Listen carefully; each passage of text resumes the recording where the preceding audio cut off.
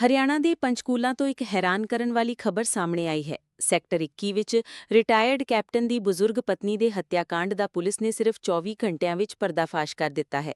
ਇਸ ਮਾਮਲੇ ਵਿੱਚ ਘਰ ਵਿੱਚ ਪਿਛਲੇ 15 ਤੋਂ 20 ਸਾਲਾਂ ਤੋਂ ਕੰਮ ਕਰ ਰਹੀ ਨੌਕਰਾਣੀ, ਉਸਦੇ ਪਤੀ ਅਤੇ ਪੁੱਤਰ ਨੂੰ ਗ੍ਰਿਫਤਾਰ ਕੀਤਾ ਗਿਆ ਹੈ। ਪੁਲਿਸ ਮੁਤਾਬਕ ਕੁਝ ਦਿਨ ਪਹਿਲਾਂ ਬਜ਼ੁਰਗ ਮਹਿਲਾ ਦੇ ਘਰ ਤੋਂ ਸੋਨੇ ਦੇ ਗਹਿਣੇ ਚੋਰੀ ਹੋਏ ਸਨ ਅਤੇ ਮਹਿਲਾ ਨੂੰ ਨੌਕਰਾਣੀ ਤੇ ਸ਼ੱਕ ਸੀ। ਜਦੋਂ ਮਹਿਲਾ ਇਸ ਸੰਬੰਧੀ ਗੱਲ ਕਰਨ ਲਈ ਨੌਕਰਾਣੀ ਦੇ ਘਰ ਪਹੁੰਚੀ ਤਾਂ ਦੋਵਾਂ ਵਿਚਾਲੇ ਤਕਰਾਰ ਹੋ ਗਈ।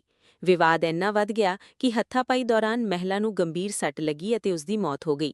ਦੋਸ਼ੀਆਂ ਨੇ ਸਬੂਤ ਲੁਕਾਉਣ ਲਈ ਲਾਸ਼ ਨੂੰ ਘਰ ਦੀ ਛੱਤ ਤੇ ਛੁਪਾਉਣ ਦੀ ਕੋਸ਼ਿਸ਼ ਵੀ ਕੀਤੀ।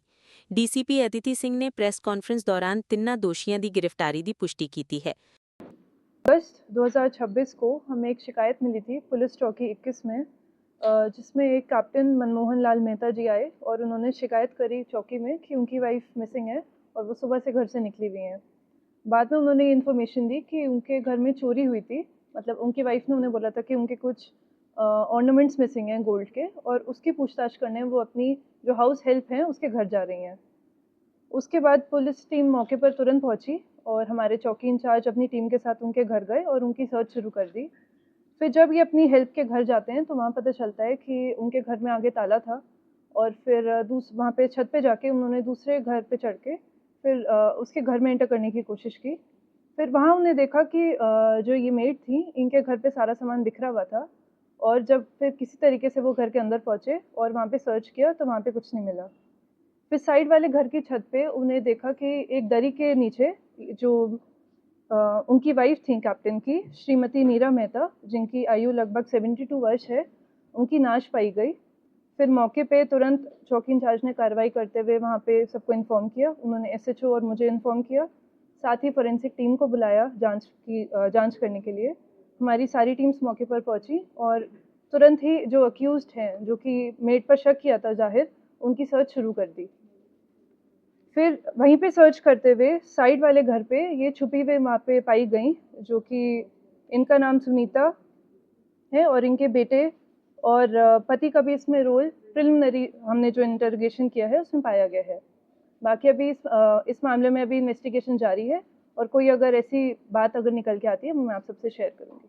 मैम, किस तरह से घटना को अंजाम दिया, क्या इस्तेमाल किया गया इसमें जब ये सारा घटना हुआ? देखिए, प्रिलिमिनरी जो अभी हमने इनसे क्वेश्चनिंग की है उसमें पाया गया है कि जब वो विक्टिम थी उन्होंने इन्हें कन्फ्रंट किया रिगार्डिंग जो चोरी कर रही थी, तो धक्का मुक्की में उनकी मृत्यु हो गई है, ऐसा ये कह रहे हैं।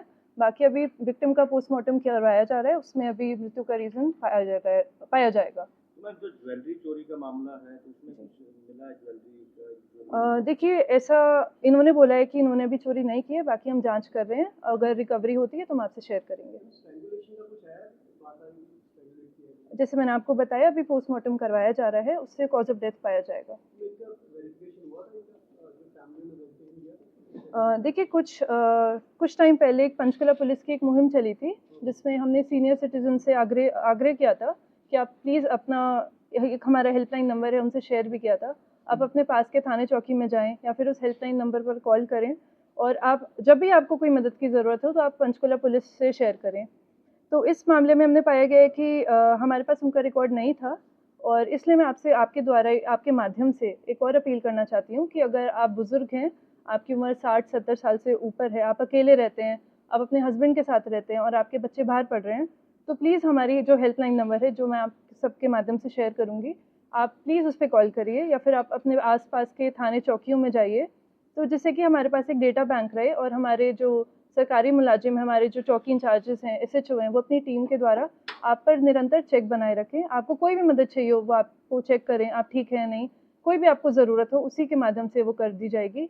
इसी के साथ साथ मैं आपसे एक और अपील करूँगी कि अगर आपके घर पे कोई डोमेस्टिक हेल्प है, कोई भी आपने सर्वेंट रखे हुए हैं, कोई भी रखा हुआ है घर पे जो आपकी मदद करते हैं निरंतर, तो प्लीज़ आप उनका पंजीकरण करवाइए, उनका कैरेक्टर वेरिफिकेशन कराइए उनके थाने चौकी से, क्योंकि इस मामले में भी हमने पाया गया कि जो मेड थी ये 15-20 साल से उनके घर पे काम कर रही थी, बट इनका कोई भी डॉक्यूमेंट नहीं था फैमिली के पास, ना ही आधार कार्ड और कोई भी डॉक्यूमेंट नहीं पाया गया।